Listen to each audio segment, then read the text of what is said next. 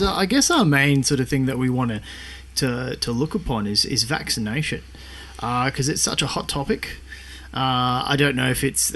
I think people should be talking about it more in a very in a literal sense or an informative sense, because I think what's happening with a lot of people is like, if you get a bad chicken from, you're at a restaurant, the chicken comes bad, you question that. You go, hey waiter, my chicken's not cooked properly, and he goes, oh, sorry about that, and they'll take it away.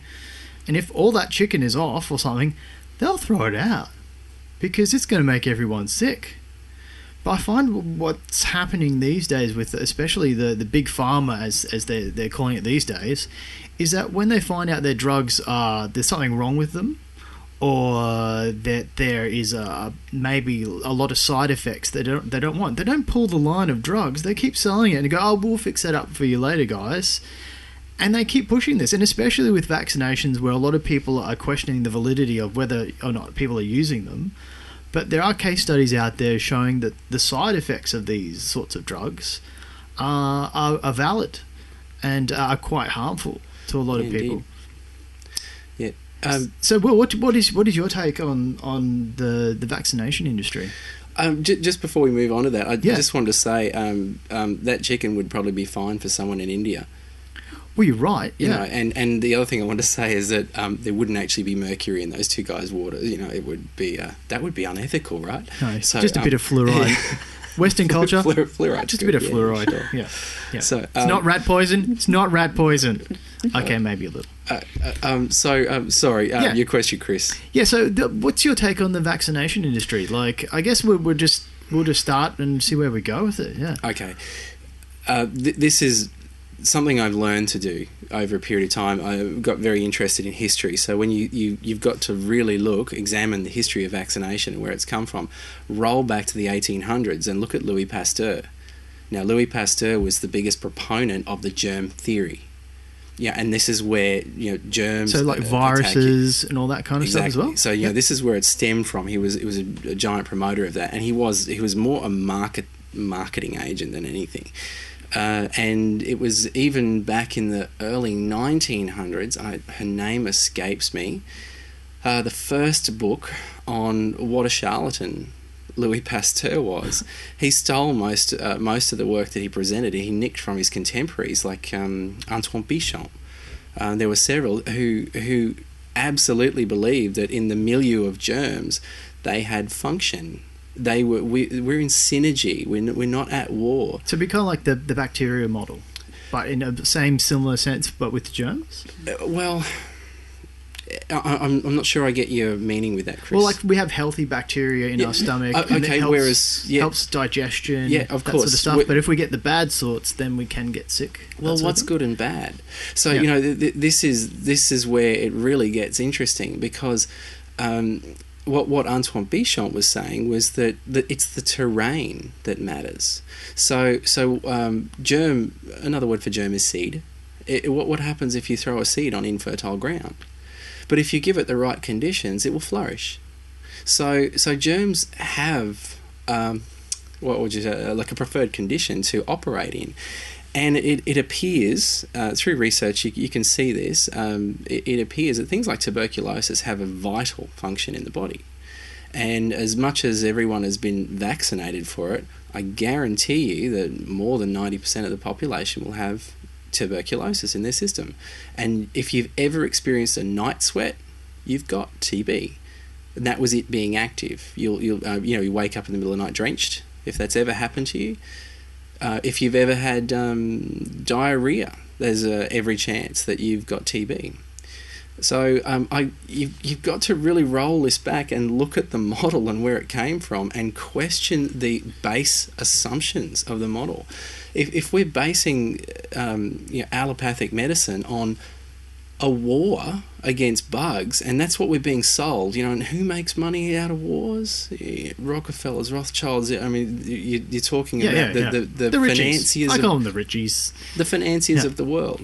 Yeah. And what do? They play both sides. They sell us the problem, then they sell us the solution. They it's just wicked. Well, it seems that a lot of these people, and if you're looking at a business model, that's smart. Of course. I guess that's a problem with a lot of society, is that we got so caught up in this capitalist model and paradigm that it really sort of corrupted a lot of people's minds into regards of like how we should be living, especially when you're thinking of a homeopathic or homeostasis within your body, especially with the medical industry. Mm-hmm. Now, Steffi, what's your take? Like, what have you seen with a lot of your research in the validity of vaccination? Well, I'd first like to say that in all of my years of studying the vaccination issue, I've never found any scientific evidence to show that a raised antibody level, which is what vaccination is supposed to do, will give you immunity from the disease. In fact, now, just recently, they're starting to admit that, even on mainstream television, because so many of the people who have whooping cough at the moment, for instance, in Australia, were fully vaccinated. So they've had to come out and admit that, oh no, you can still get the disease, but then their next myth that they carry on with is that you will get a lesser bout of the disease. But there's no scientific proof of that. That is actually within the government supplied booklet of Your Guide to Understanding Childhood Immunisation, where they do state that, it may not cure it, you may get sick, but it might be less. So it seems like there's a lot of hearsay when this stuff is actually written out there. But the greatest one, which I like, is the question about, are immunisations compulsory? And and what they state in this booklet is no. So so the thing is, it's not stating that you have to immunise your child. So they know that it's in all cases. It's saying it's highly recommended for children, but it's not imperative for their survival, or they wouldn't write that comment. Well, one of the things about that booklet is most people don't even get to read that to see that, because they're trying to make people believe that it is compulsory.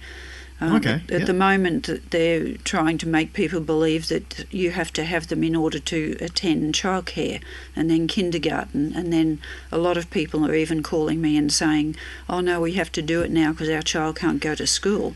And the school system hasn't even been mentioned, but doctors and people at Medicare and different people are telling parents that, oh no, the legislation's already through and you don't have a choice anymore, which is totally not true at all.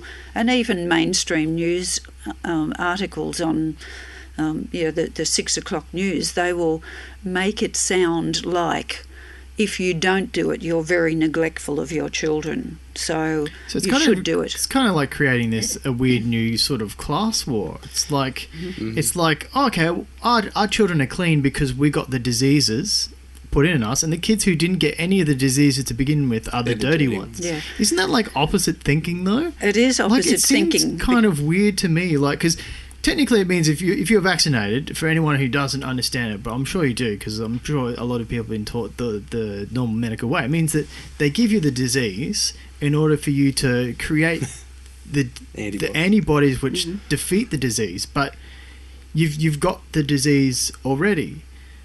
That's right. And they're trying to not get the disease. So, like, because I remember back in the day in the 80s when I grew up, you'd have like chickenpox parties. One kid gets chickenpox, and you go get chickenpox off him, and then he creates a natural, immunity to that disease by experiencing it. That's right. Like, I got mumps twice, which isn't a thing that normally happens, but I experienced that and then got over it. I didn't die. It didn't cause any complications. So I find it strange that people find that the people who haven't been vaccinated are dirty or could cause issues. Well, with that's people. what people are being told by the medical establishment. So, some people just believe wholeheartedly in medicine, so they will just believe what their doctor says. Because the whole issue is based on fear. So the fear of people losing their children, especially mothers, they play on that very, very well. And so if a mum goes to a doctor with her little baby and it's their first child, they're really just not knowing. When you haven't had the experience, you don't know. So you tend to listen to someone, and while doctors are still to some degree put on a pedestal, then parents will just listen to to what they're saying. But we just say to people, just when the doctor says something to you, say to them, I'd like to see the scientific data that backs up what you're saying. That makes sense. I guess it's about us trying to question authority a bit more. And like people see doctors as an authority figure about health. And I don't think a lot of people, especially in Australia, question the validity about what drugs they're taking, let alone anything about giving like some sort of disease to a baby that's just been born like 5 minutes ago. Because this is what I find strange. Like, I don't know if a lot of people out there like think of this as well. Is like the hepatitis B vaccine, the first vaccine that comes out, like that you get, is delivered directly after you give birth to the child. So the child comes out and then you give him a disease. To me, that doesn't make any sense. You're not letting the baby develop properly enough to have an immune system that's capable of fighting something. You just give it a disease straight away. It doesn't make sense to me. Well, I think it was a very calculated move to do that. Prior to the hepatitis B vaccine being given at birth, mothers had their babies for 2 months, so they got to know that baby. They got to know the baby's health and its mannerisms and everything. And then when the baby was vaccinated at 2 months, then they could see, wait a minute, my baby is different than it was prior to being vaccinated. So by vaccinating at birth, the mothers don't ever get to know what that baby was like. So it has made it very easy for the medical industry to say, oh no, that child. No, what they're saying is, oh no, that's something that the baby was born with. And once you go with the baby was born with that, then parents feel that it wasn't them that did it. They had no part in it. That's just what happened. Well, it makes them less liable, I guess, as well. That sort of. Well, it's about making parents feel good, feel okay about what's happening to some degree. That it's out of their hands, and then they have to just put the baby in the medical industry's hands.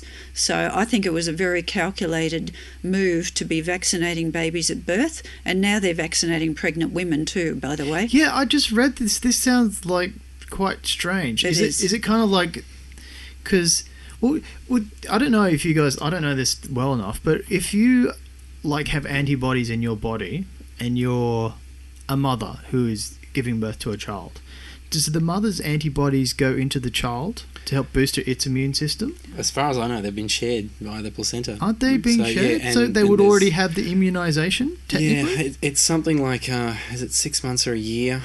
It's something like that before the mother's antibodies actually disappear from the system of the baby.